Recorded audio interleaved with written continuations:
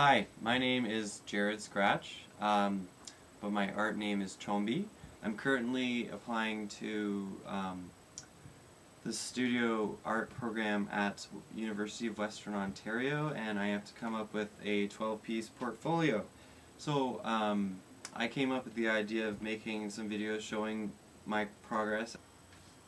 As you can see, in my new place, I have my own studio now, so I'm able to do my paintings in peace with relatively good natural light.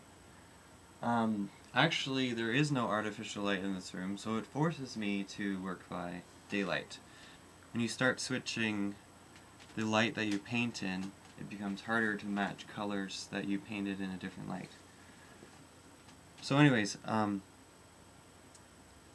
this is one of the first pieces that I've started for my portfolio. It's going to be a series of 4 paintings, all revolving around the same theme.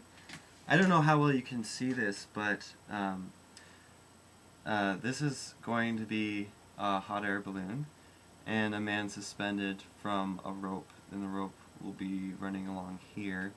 Haven't painted in yet, with clouds behind him. This is just one panel. It's kind of going to be a little bit of a story.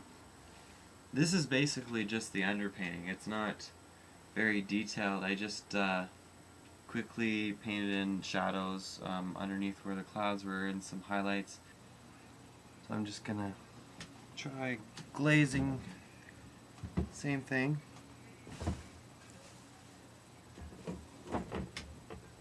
It's a little bit more dry, so I can work with it.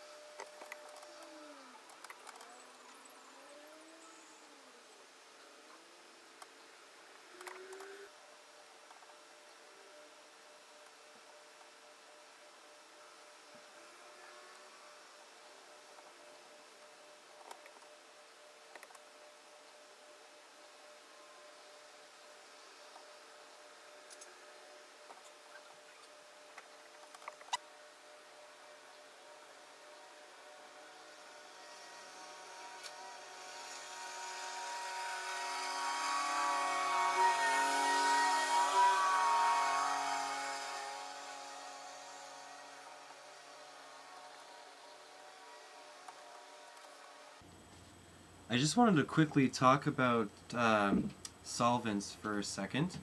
I know many oil painters use turpentine, or many painters feel that they need to use turpentine, but I find that the vapors produced often give you severe headaches and cause all sorts of problems, and the smell is just awful. So I use a natural alternative to turpentine. It's called D-limonene or something like that. There's an orange on the bottle, and it's basically made from 100% orange rind, and it pretty much does the exact same thing. It's still poisonous, but it's much less toxic, and the vapors are harmless. And they actually smell very orangey, so your whole studio will, smell like oranges. It's very much influenced by Silent Hill, if any of you are familiar with that video game. This is going to be one of the nurses in the hospital. She's obviously dead, lying on the ground in a pool of her own blood. I was kind of a little bit morbid in high school. But I think I can really bring out a lot of beauty in this and really make it a powerful piece. So far from the touching up, I've redone the whole background because there's a lot of bare canvas showing through, and the colors were just really not working well. And I've gone through the figure and added a lot of the shadows. Generally, the Silent Hill mood is very dark contrast, a lot of rust colors and blood and stuff like that.